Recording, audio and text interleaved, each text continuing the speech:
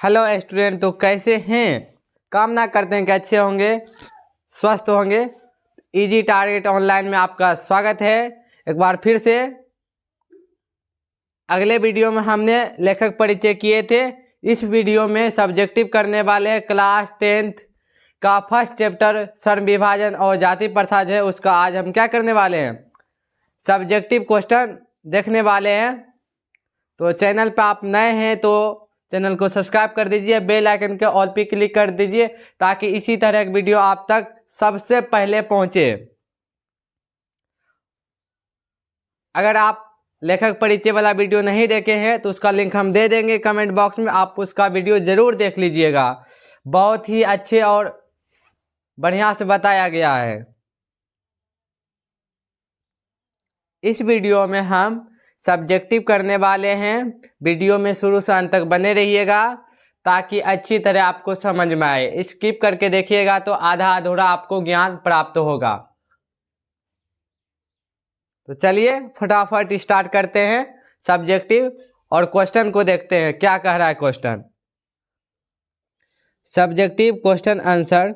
Chapter का नाम श्रम विभाजन और जाति प्रथा है। आपको तो मालूम है क्योंकि आपने तो पढ़ा है। पहला क्वेश्चन, लेखक की विडंबना की बात करते हैं। विडंबना का स्वरूप क्या है, पूछ रहा है उसका स्वरूप क्या है। आंसर, विडंबना की ही बात है कि इस युग में भी जातिवाद के पोषकों की कमी नहीं है, परंतु जातिवाद के पोषकों उसके पक्ष में क्या तर्क देते हैं, मीन्स क्या बताता है। आंसर, जातिवाद आधुनिक सब समाज कार्य कुशलता के लिए सभी विभाजन को आवश्यक मानता है और जाति प्रथा भी श्रम विभाजन का ही दूसरा रूप है, इसलिए इसमें कोई बुराई नहीं है। क्वेश्चन 3, जातिवाद के पक्ष में दिए गए तर्कों पर मीन्स बातों पर लेखक की प्रमुख आपत्तियां मीन्स बुराई क्या है बताना है आपको।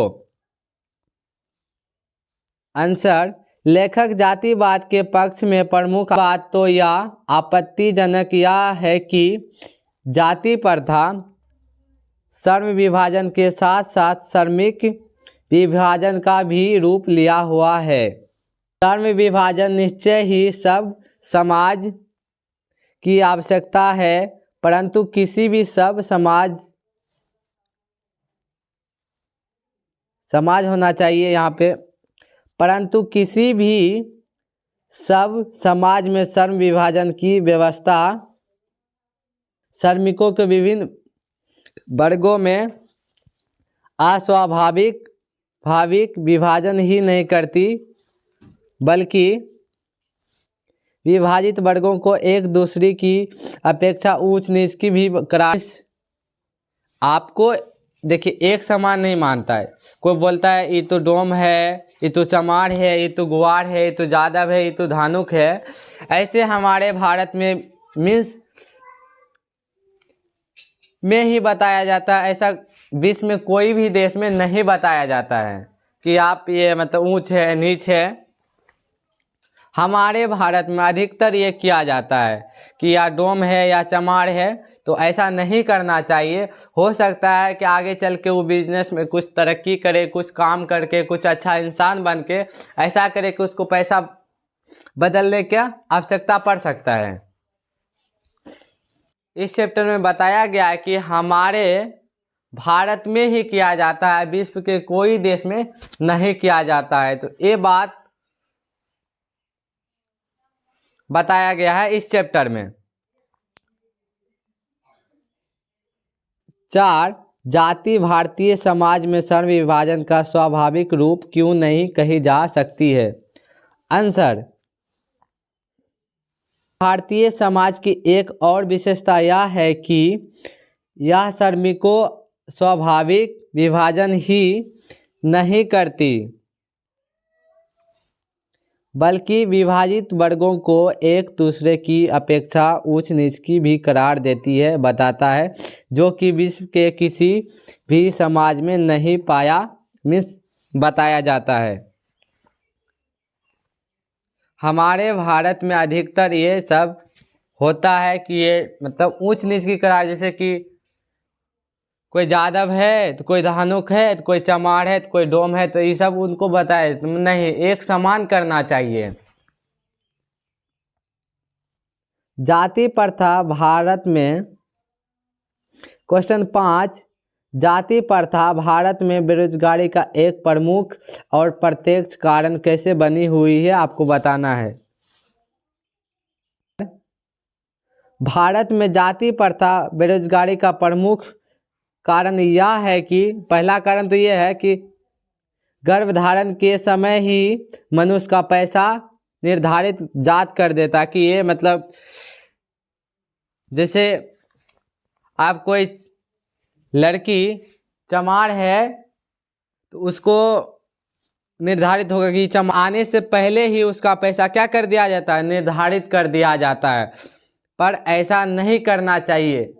क्या आपने कभी ये महसूस की है कि छोटा बच्चा सबके गोदी क्यों चल जाता है? क्योंकि उनको पता नहीं रहता है कि या मेरा क्या है, पैसा क्या है, नहीं चल जाता है। अगर जाए यही बात बड़ा होकर भी रहना चाहिए कि डोमा के घर भी चला जाना चाहिए, मतलब चला जाए, जाना जहाँ उनका इच्छा हो वहाँ चला जाना चाहिए। हाँ, जहाँ आपका स्वभाव अच्छा लगता है वहाँ चल जाना। इसी तरह है कि आगे चलकर उसका पैसा किसी और चीज़ में कन्वर्ट होना चाहता है, बदलना चाहेगा, वो भारत में नहीं बदल सकता। मगर ऐसा गलत है, बदलना अपने हिसाब से बदल सकते हैं। कारण है कि मनुष्य के परीक्षण अथवा उसकी निजी क्षमता के विचार किए बिना कर देता है। सही बात है ना?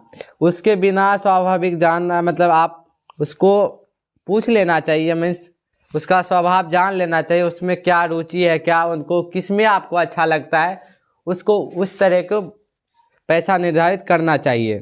पर बिना पूछे बिना बताए निर्धारित पहले से ही कि कर दिया जाता है, पहले से ही निर्धारित कर दिया जाता है।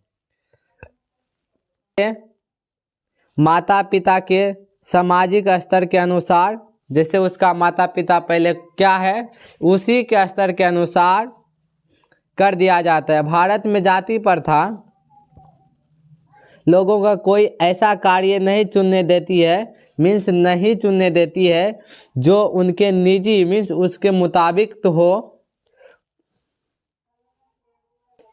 पूर्वजों का ही कार्य चुनने के लिए बोला मीन्स बताया जाता है। जाति प्रथा भारत में एक बेरोजगारी का प्रत्यक्ष और प्रमुख कारण बनी हुई है।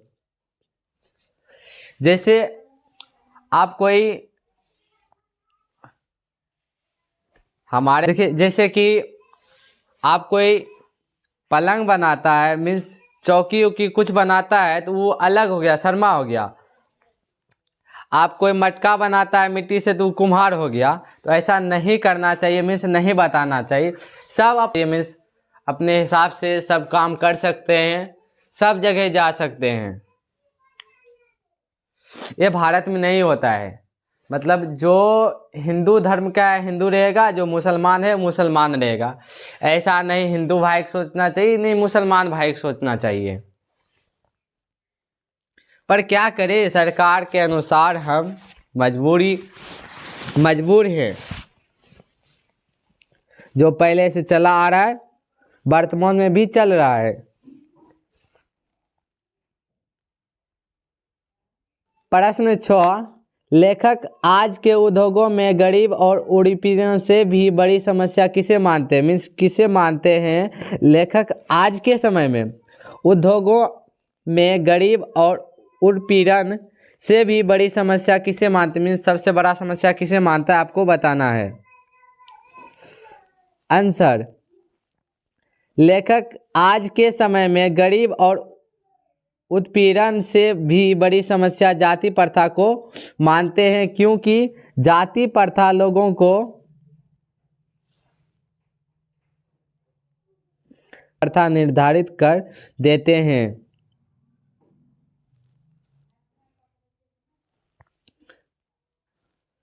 प्रश्न 7, लेखक ने पाठ में किन पहलुओं से जाति प्रथा को एक हानिकारक प्रथा के रूप में दिखाया, मीन्स बताया गया है?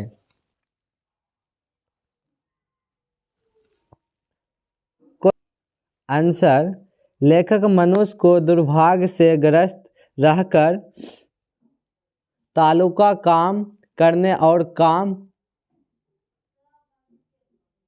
करने के लिए प्रेरित करती है। ऐसी स्थिति में ग्रस्त रहकर काम करने और कम काम करने के लिए प्रेरित करती है। ऐसी स्थिति में जहाँ काम करने वालों का दिल नहीं लगता हो, ना दिमाग, कोई कुशलता कैसे प्राप्त की जा सकती है? अतः यह निहितवाद रूप से सिद्ध हो जाता है कि आर्थिक पहलू से भी जाति प्रथा हानिकारक है, हानिकारक प्रथम है। सही बात है। जहाँ कुछ ऐसे भी जगह हैं जहाँ उच्च नीच की, जैसे कि होता है कि ये काम आप नहीं कर सकते, आपको बताए थे ना पहले, जैसे ये कर सकता है, क्यों दूसरा कोई नहीं कर सकता है? पूरा सारांश जो बताया गया है सिर्फ और सिर्फ जाति प्रथा पे बताया गया। आपको हमने आगे बताया ना कि कुम्हार के काम कुम्हार कर सकता है, दूध बेचने वाला काम दूध बेचने वाला ही कर सकता है, दूसरा कोई नहीं कर सकता है। ऐसा क्यों? क्यों भाई? जिसका जो रुचि है वो कर सकता है, करने दिया जाए। ये क्या कोई ज़बरदस्ती है?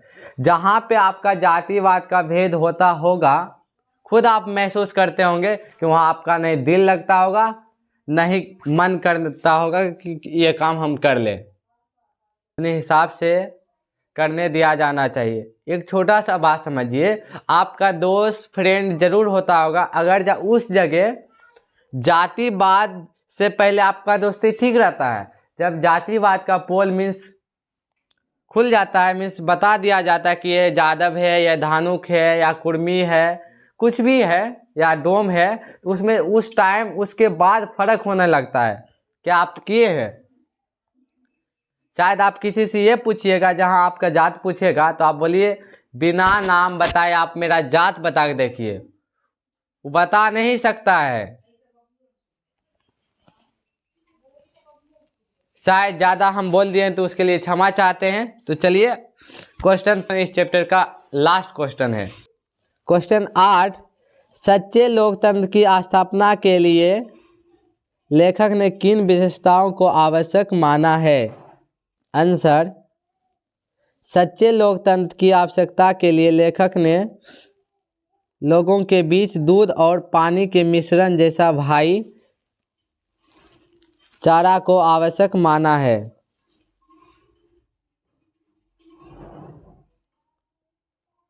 आपसे ऑब्जेक्टिव पूछा जाएगा, कैसे माना है तो बताना है। दूध और पानी के मिश्रण के जैसा भाईचारा की आवश्यकता माना है, मीन्स बताया गया है। तो सही है, इसी तरह होना चाहिए। इससे दूध और पानी कैसे मिल जाता है? कोई बता नहीं सकता है कि बिना चेक किए कि ये दूध है ये पानी है, मिला दीजिए उसको बिना छुए बिना टच किए नहीं। देखिए जहाँ पे अगर जहाँ पढ़ाई अगर जहाँ ऑफलाइन क्लास करते होंगे, वहाँ पर पहले ठीक ठाक रहता है, बहुत अच्छा रहता है। जब जात का नाम आ जाता है तो फर्क होने लगता है, आपको वहाँ पर नीचा महसूस होने लगता है। आपको अगर यह जादव है तो आपको जादव बोलेगा, धानुक है तो धानुक बोलेगा, वो आपको ऊंच नीच की बरकरार देती है। इस चैप्टर में जाति, पूरे चैप्टर का सारांश एक ही है कि जातिवाद के बारे में बताया गया है। बाद इजी टारगेट ऑनलाइन में आपका स्वागत है। पहली बार हैं तो जाते जाते चैनल को सब्सक्राइब कर दीजिए, बेल आइकन को ऑल पे क्लिक कर दें ताकि इसी तरह एक वीडियो आप तक सबसे पहले पहुंचे। तो चलिए पार्ट 3 देखने के लिए चैनल पर बने रहिएगा। ज़्यादा अच्छा लगता है तो चैनल को शेयर कर सकते हैं।